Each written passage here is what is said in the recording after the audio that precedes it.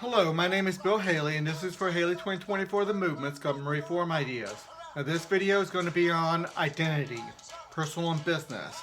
This is an exciting video for me because I created a whole new sector of the economy dealing with something that government's usually doing, but we're going to be able to give a lot of services from this sector. The free enterprise is going to be able to give a lot of good services from this sector, dealing with identification, citizenship, the type of business models and different things. So let's go through the full Constitution. We're going to see where the identity sector is going to fall into place. And then it's a significant change for the U.S. Constitution. I'm proposing an amendment that's going to go towards competitive governance. We're going to have a lot more accountability, a lot more free enterprise, a lot more liberty. So let's go through the system real quick, and then we'll look at how identity, personal, and business is going to fit in. I'm going to try to do this in about 5 to 7 minutes because I have a lot of overviews. And I always start my videos with a quick overview.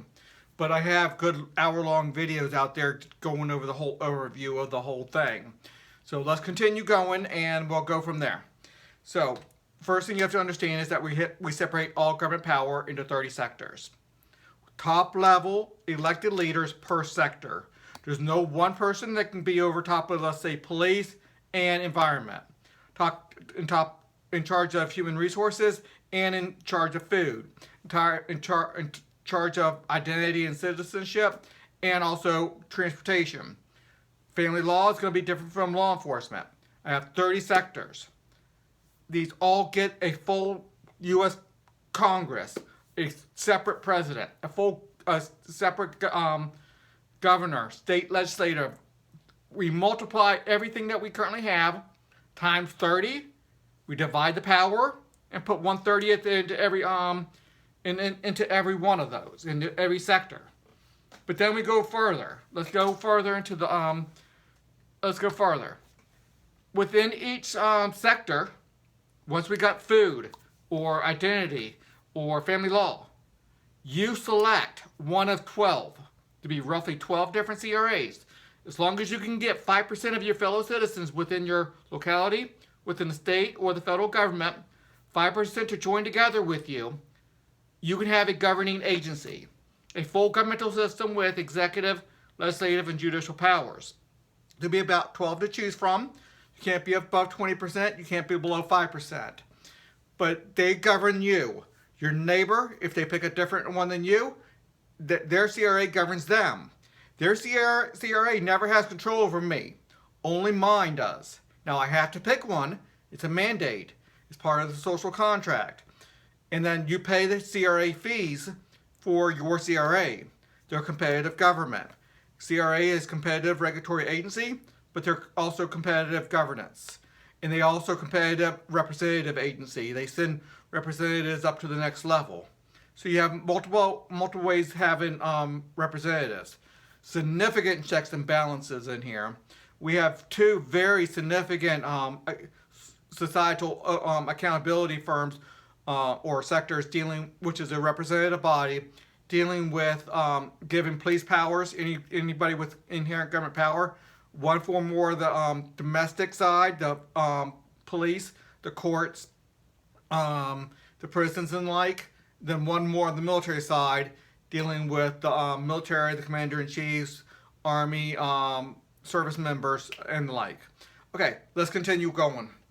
And the rating system, we have a full video on that. It's to give high quality information from a wide variety of perspectives, and especially for this sector talking about identity, low integrity, they're going to deal with the integrity issue. They're going to deal with fraud and anything low integrity.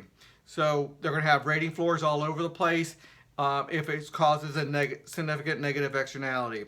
And it's important to understand the word significant negative externality. Each one of the 3 words in that phrase.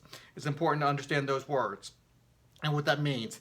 And you're going to have to look at the other videos to get a full understanding of that, but I'll touch on it in a couple instances on this video. Okay, let's go through the full Constitution. We have a great preamble, a section called Citizenship, General Laws, Bylaws, which are internal governmental rules, federal, state, and local, one constitution, 3 levels of government.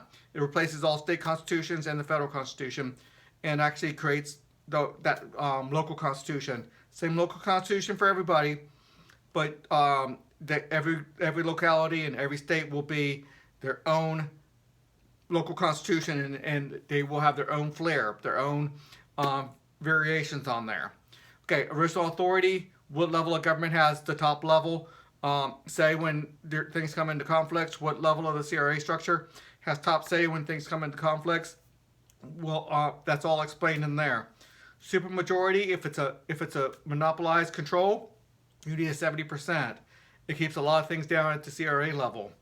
The parent sector board, how that's structured. The CRA sector board, how that's structured. Now, competitive regulatory agencies is what 90% of this whole thing is. Everything else is built to support the CRA. So it's highly important to understand this is it. The CRA is what everything is built around to support. That's where you get all your representation. That's where you get all your interactions right there. The one that you select. When you select it, and you have ability to go and select another one, they're fighting for your business. And that will give you real representation power. And that will be powerful. The rating system, we explain the whole 9 yards on that. The taxation, how we do the funding for this system. On the debt one, how we do with the transition. We sell off all government assets, from the military bases to the aircraft carriers to the school buses to the roads, all the publicly owned, government owned infrastructure, anything that government owns, they sell to the free enterprise system, and that's going to pay off a lot of the debt. Not all of it, but we have other methods to finish paying that off. Pockets of freedom, how that's dealt with, states partial acceptance per sector, what that's all for. I got the videos out there, and it's all written up on my website. The separation of responsibilities and authorities, list of 30 sectors. Let's go through the 30 sectors. I know we're at 7 minutes, and we haven't really talked about identity, but just that alone gets us to where it's fitting in. The charity system is going to be important because we get rid of all welfare. The foreign protection system, the separation here is tremendous. A funding mechanism that's going to give a lot of free enterprise benefits. A accountability group. The military being privately owned, free enterprise. Not totally free enterprise, but many, many free enterprise benefits to it.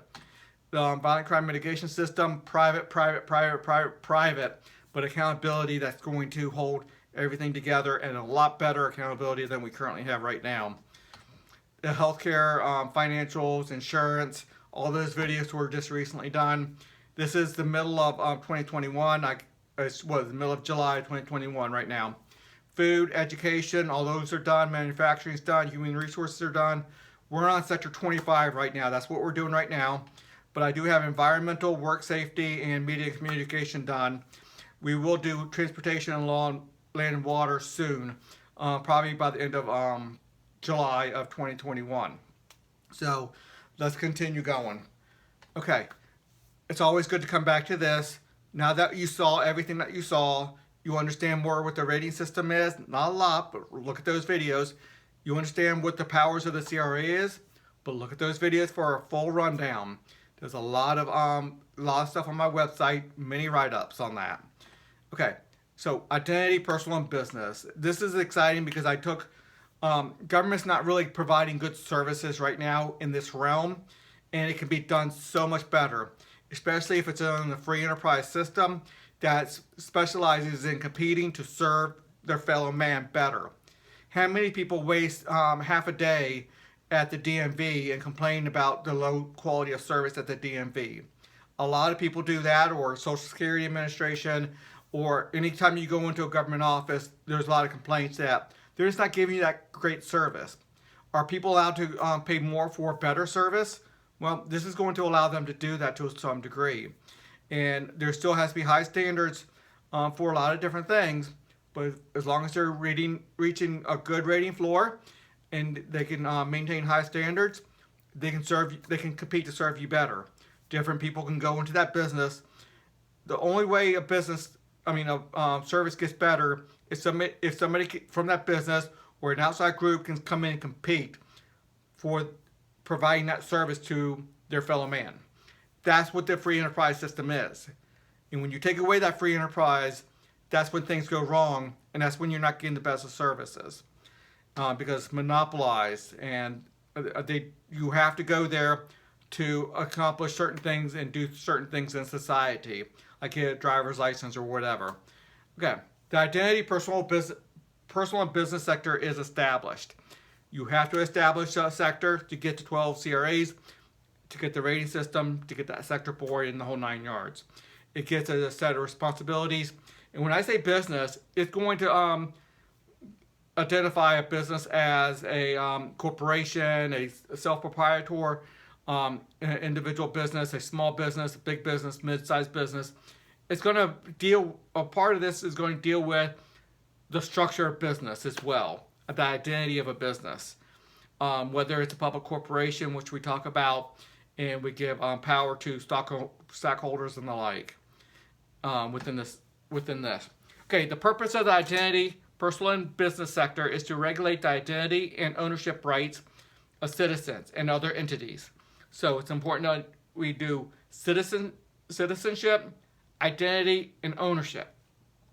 Thus, Sector 25 CRAs will handle identification cards, education records, criminal records, credit reports, licenses, elections is going to be big, certifications, warranties, among others in the identity and ownership category.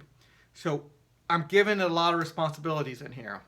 And you can just see how many services, and I'll go over that in a slide down below in a little bit, and how many services that can be done to make these things better. So, Sector 25 Sector Board determines citizenship. Sector 25 CRAs maintain citizen records. So, your Sector 25, the Sector Board has to approve you being a citizen, make sure you do everything right. We don't want a CRA that's going a little rogue and going a little off the edge, not having high standards, and just giving citizenship to anybody who just shows up illegitimately. There's records the sector board has to approve and certify or check off, however you want to say it. They have to approve anybody's citizenship. But then the CRA maintains that records, and that's highly important. And the sector board will have some maintaining of some records just for verification purposes, anti-fraud, integrity, and the like. And the rating system is going to be big on that as well. Sector 25 is a taxing sector. So we have to understand that this deals with taxing and CRA fee collections. Sector 25 CRAs must ensure all entities, now not the sector board, but the CRAs, must ensure all entities are members of a CRA and RA in all 30 sectors in the federal, state, and local CRA structures. Now, they might have to report up that this person is a member of a CRA in every sector, report up to the sector board, but they don't necessarily have to say which one. There are some privacy protections within this. There should be some privacy protections within this, but these people will have to be the people running the CRA sectors and the CRAs. They're going to have high integrity. The rating system is going to be able to come in and, with major privacy protections, look at certain things to make sure the CRAs are doing right. Okay, let's keep on going. Sector 25 CRAs are responsible for ensuring and coordinating CRA fees. Highly important. You're going to have 30 CRAs at the local level, 30 at the state level, 30 at the federal level. That's 90. Same thing with the rating system. A rating agency times 30 at the local, times 30 at the state, times 30 at the federal. It's 180 memberships that you belong to. Wow, that's a lot. No doubt about it. We're memberships with federal government now. We're membership with the state government now. We're memberships with the local government now. Each one of these have environmental boards. Each one has a labor law board. Each one has a education. We're members. We have all those memberships right now. not technically the same thing, but we have those relationships right now. But the Sector 25 CRAs, they can coordinate all that. You're going to have to make 180 selections, but you have those connections already.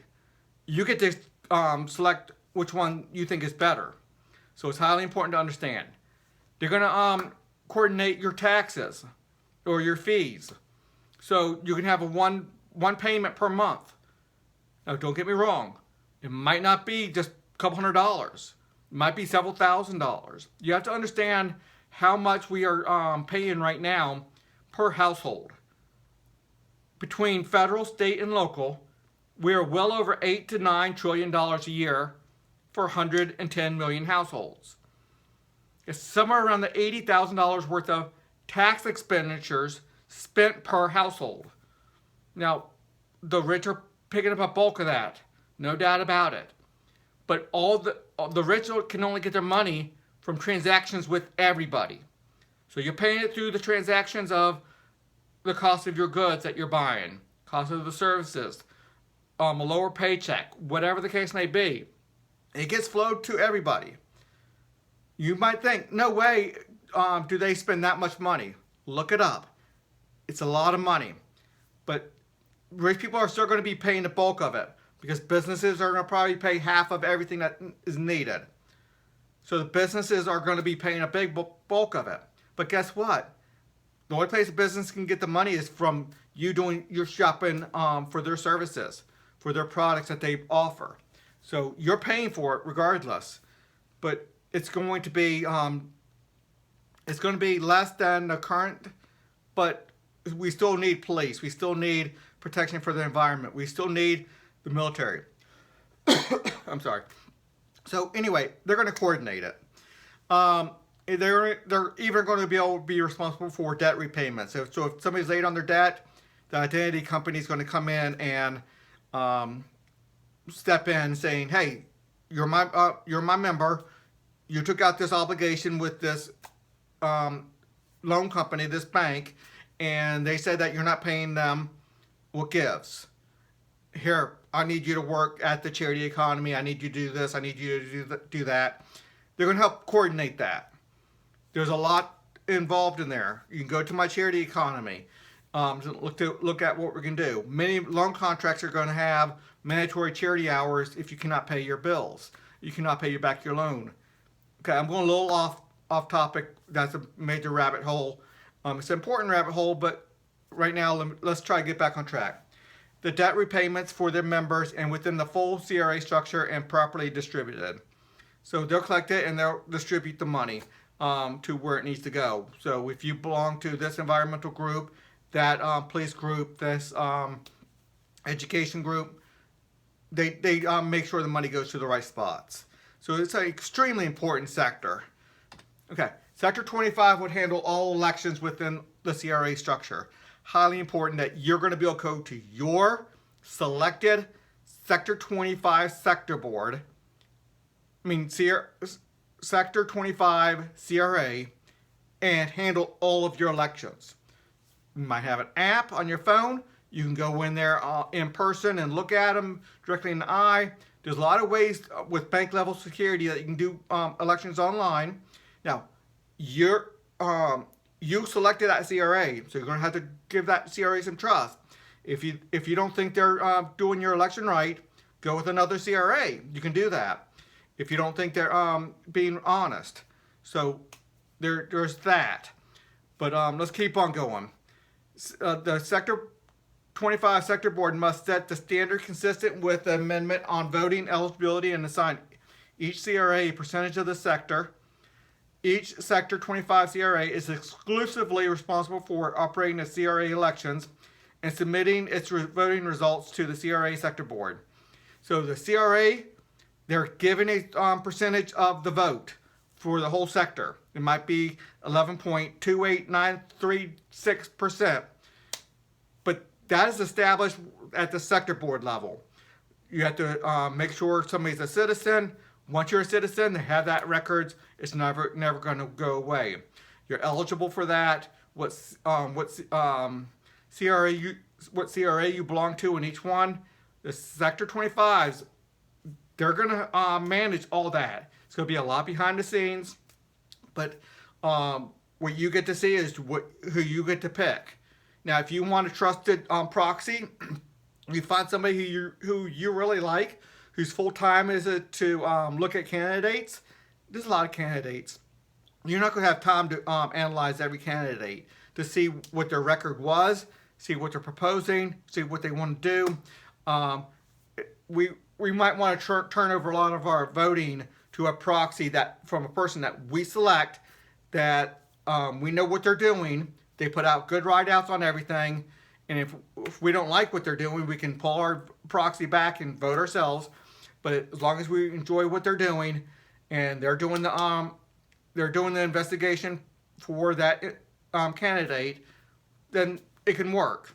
But you never get rid of your power to vote. You can turn it over to a trusted person temporarily while they're behaving the way that you want them to behave. Okay. Each Sector 25 CRA is exclusively responsible for operating the CRA elections and submitting its voting results to the CRA Sector Board. So it's highly important to understand those words.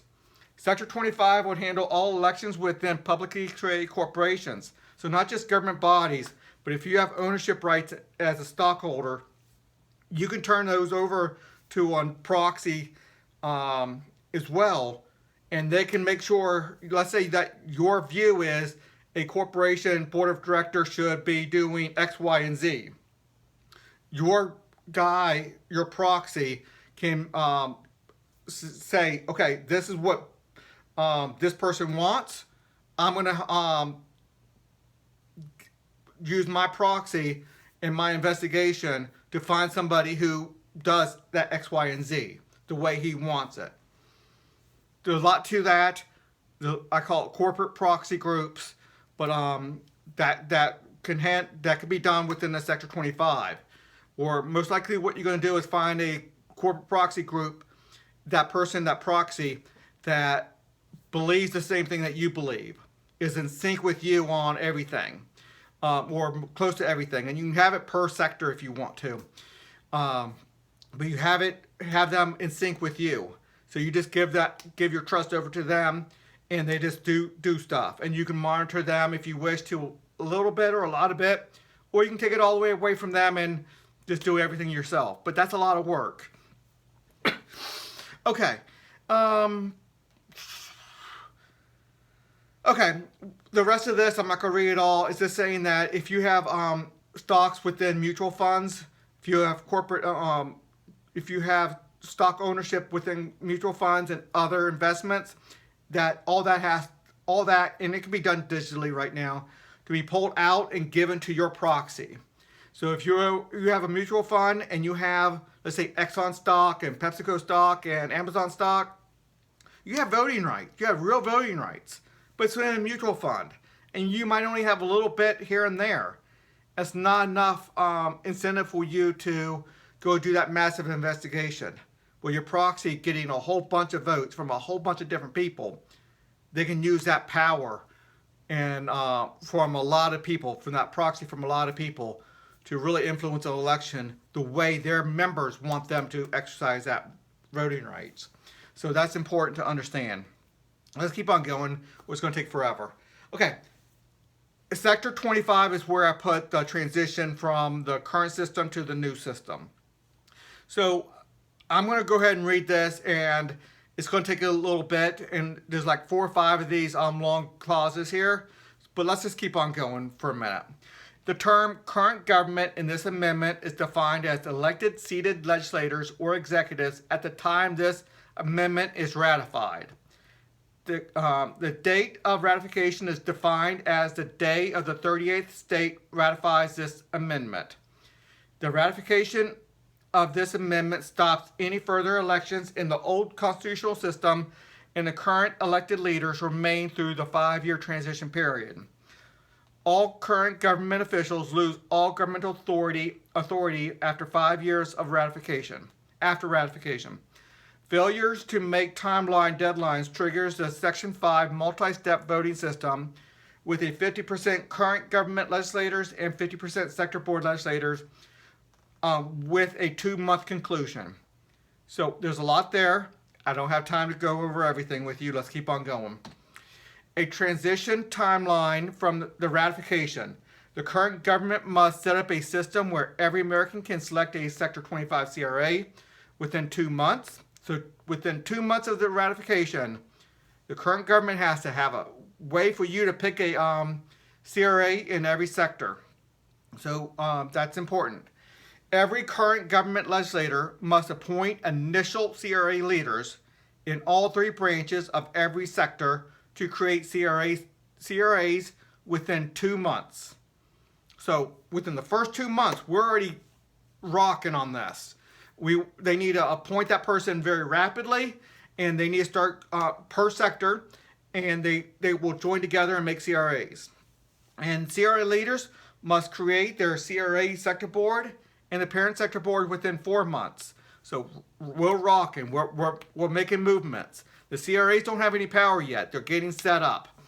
Citizens, organizations, and businesses must select CRAs within 4 months and start paying CRA fees 4 months after ratification.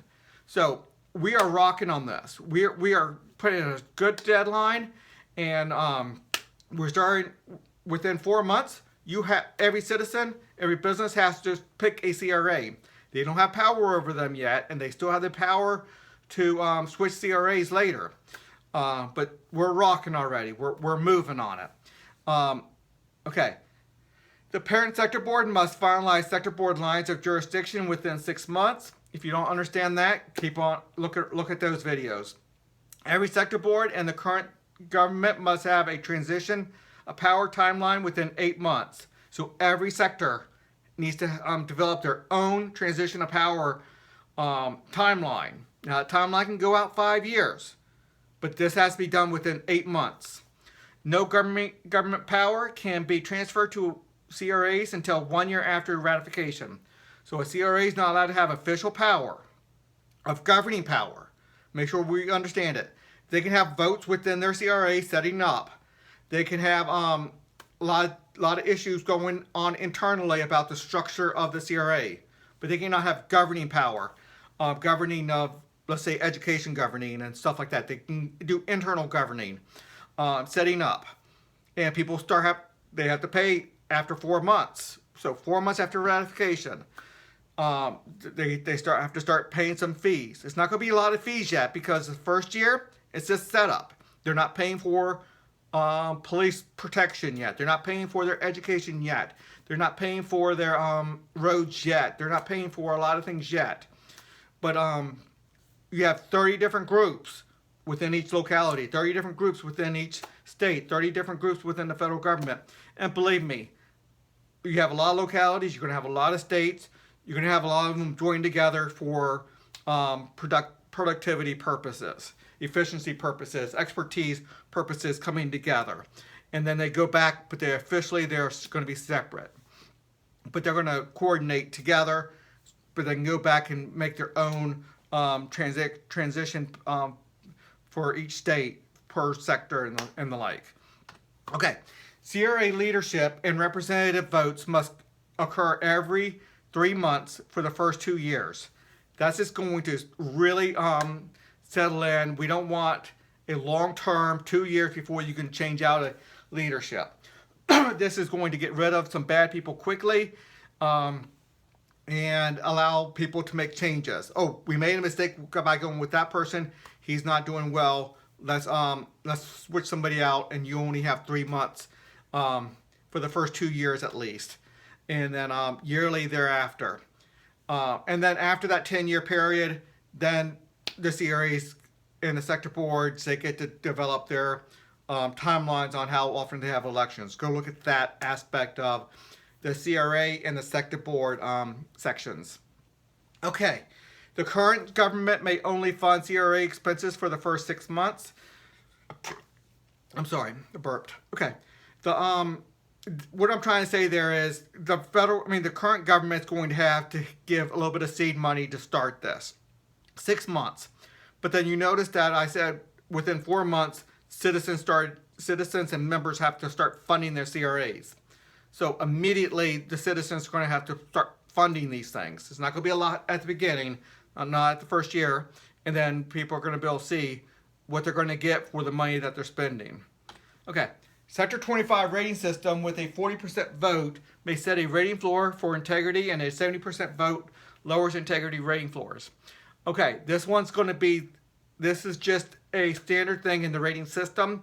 This is a duplicate clause. I put it here because I left it here, but it's not going to make it into the final constitution because it's already in the rating system. So it's there, but it's a rating system standard. The rating system applies to all the sectors. So let's continue going. So yes, it does stay, but it's a duplicate, so this part goes away, but the original stays. That applies to every sector. Sector 25 collects the 10% head tax and other head taxes required in this constitution, and when a sector board establishes a proportional tax. Now, they're going to be collecting a whole bunch of different taxes that are required depending on the sector board and everything. They're going to be in charge of collecting their CRA fees. Now, I don't think that anybody wants to write out 180 different checks per month going to your RAs, to your CRAs in the federal, state, and local. That's a lot of checks. That's a lot of headache. One check coordinated through the CRA, Sector 25, and that also gives them the ability to ensure that you are paying your CRA fees, you are doing your elections, you are being a productive member of society. Okay, an 80% Sector 25 representative vote is required to remove citizenship from an American citizen and expel them. It's not going to happen much, but if somebody turns against this country and takes up arms against this country and they're let out of jail, we probably want to, hopefully 80% of the Sector 25 representatives can vote them to expel them because they obviously took up arms against the country. And we're not talking something light or transitory here. We're talking something highly significant. Okay, this is not a clause. This is talking about services that can be done. So those are the clauses, and now I'm just going to have many slides dealing with the services that the Sector 25 can do. So competitive DMVs. What if your DMV visit was 3 or 4 hours last time, and you're a busy businessman or busy person, you have family obligations, you have meetings you have to go to, you have work, and you're having to take off 4 or 5 hours out of work. You don't have to be wealthy, but 5 or 6 hours out of work to go take care of an ID problem. What if you got to, what if there was a service that says, I'll do it in the evening, I'll come to your house, I'll take care of everything, I still have to be verified, it still has to have accountability, I have to do things correctly, but the service is, I'm coming in the evening, and they collect a fee for that. And you'd be happy to pay that extra $50 fee for that, or whatever the case may be, to do that, because now you don't have to take off 5 or 6 hours of your work. So that's worth it to a lot of people. So competitive DMVs is what I'm talking about there. Okay, competing to give the best service and allowing people to pay for better services. So that's a biggie right there. And that's going to go into many aspects. Okay, the purpose of the identity. Okay, this is I'm not wondering why I have this again here. I already did this one. I'm not sure why it's done it again. Okay. Obviously, this is not a clause. Okay, this is so many opportunities for services. Digital IDs. Why do we still have paper IDs? Now, it's nice to have a paper IDs as a backup, but it'd be really nice that if you can give one code to the police officer, when they say, let me see your ID, you can give them one code, and they can pull up your ID securely through their cop car system. And there's a lot of checks and balances on that. They can't just pull up anything they want to. And if you look at other parts of my Constitution about a traffic stop or a police stop, they have to record certain things. They have to get a certain authority before they can go look at anything else. They have to state what they saw, and they have to have high levels of integrity. There's a lot to that. Look at the other videos. I don't have time on this one right now. But why we should be able to have a digital ID where we don't have anything on us. we have empty pockets, we're out jogging or whatever, and the police officer stops us and says, I need to see your ID. Well, here's for my lawyer, my CRA legal business, and you're going to have to convince them, tell them that you have enough evidence to ask for my ID in the first place. Then you have to ask that. Then you have to prove that you have certain steps before you can take the next steps. You have to have certain evidence before you can take the next steps in detaining me or whatever the case may be. But a simple traffic stop or whatever, I need to see your ID. No, here's my digital code. They can go push that digital code in, and then your CRA service is online, ready to go, and it gives them the information that they need. But it also records that officer logging in and doing that. So if they do it too much or they abuse the system, their badge can be pulled. Okay, robust medical records. Really interesting. Look at my blog on that. So many things we can do. How many times have you gone into the doctor's office and they make you fill out a form on paper? And it's just ridiculous. What if you can give them one code to get into your medical records, and the medical records are going to be sectioned off? There will be accountability. They're going to have to ensure that they are who they are. They say they are. They're their medical provider, and they're going to give them the information that they need, but sectioned off.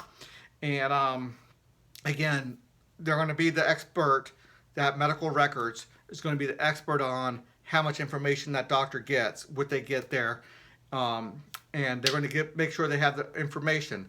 But one little record, and all of a sudden, they see the whole records. They know my financials, my ability to pay at least, my insurance, my charity, my whatever is needed to pay the bills. Or they have codes, so they might not know what I have, but they know I have the ability to pay. Anyway, long story short, there's a lot of services that can be done in there. And I have a blog on that, so look at that blog. Okay, so many services opportunities. So again, financial records. How many times have you went for a loan and you have to give them so much information it's not even funny?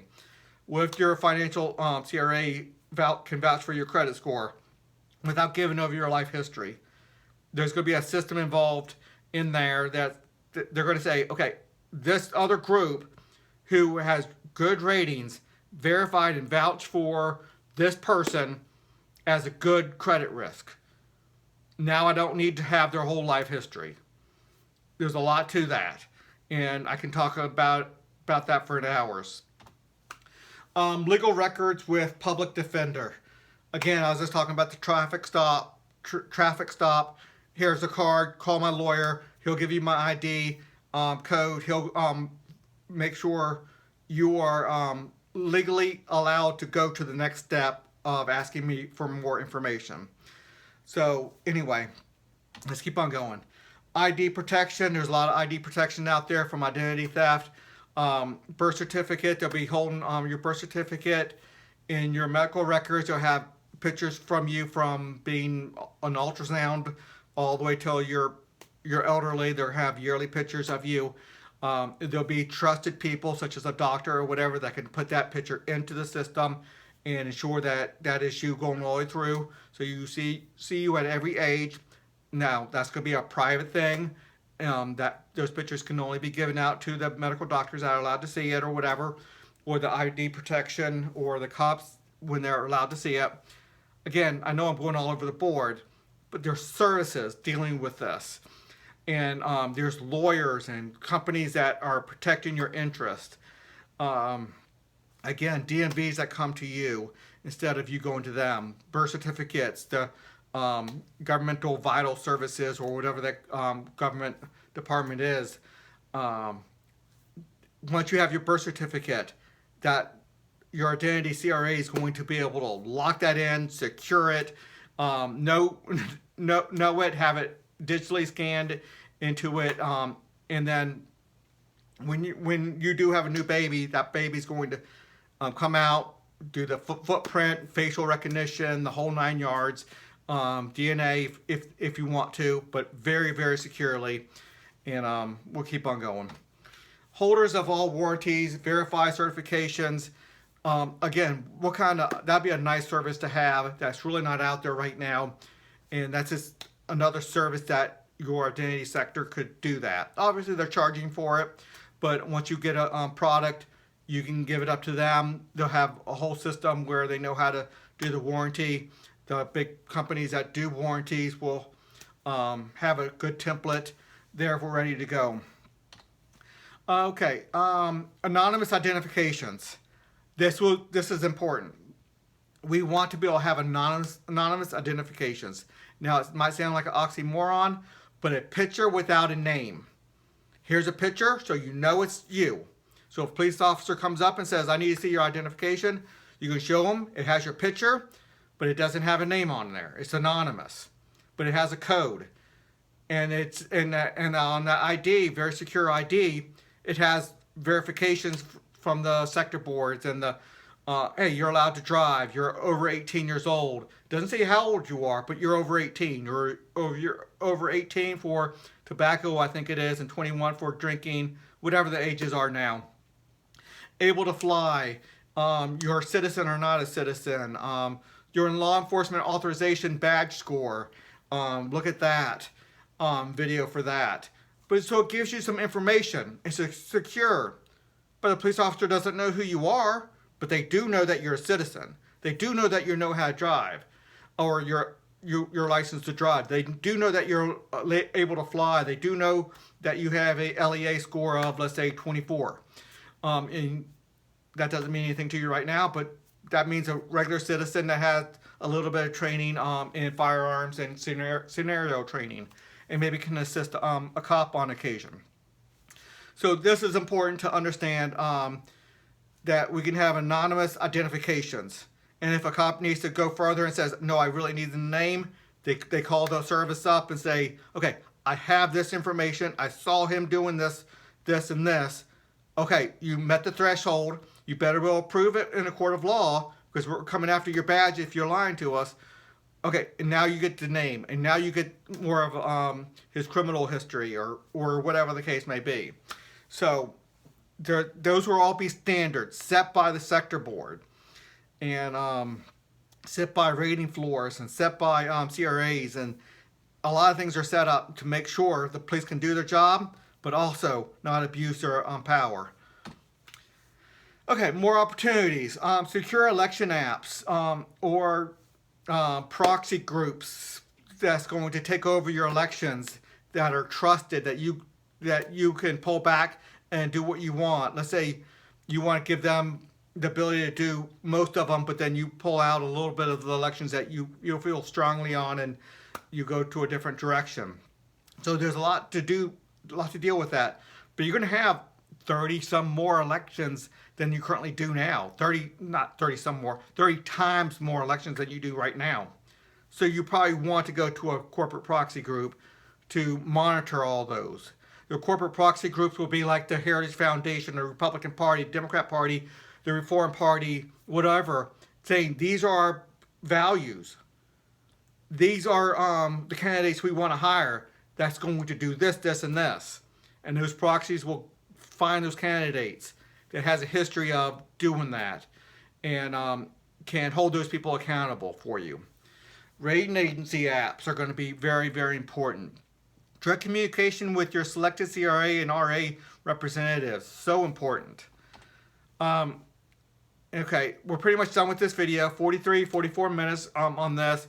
Here's your 15 sectors here, 15 more sectors there. It's important to understand you are selecting your CRA Sector 25. It could be a private business that's regulated by all three levels of government that coordinates all that stuff. They're very regulatory compliant, and they just tell you what you need to do. Obviously, you have a lot of choices. I say they tell you what you need to do. You select the one that you want to, that you trust the most, and then you have some votes for the leadership and the legislation within that. But the one that you want, they'll give you, not telling you what to do, that's a bad terminology. They will tell you what elections need to be done at what times, unless you give it over to your corporate proxy groups. They'll tell you what type of funding that you need. They'll tell you your different options of funding at different CRAs. They'll give you a lot of information. And if they don't, go with another CRA. Highly important to understand that. So anyway, that's that for that video. 2 or 3 more videos and I'll be done with my constitutional set of videos. I've done a lot, many dozens. Anyway, consider a donation. In July of 2021, I started hiring for just a short number of hours per week, but a social media person and somebody to edit, and I think that's going to go well. So until the next video.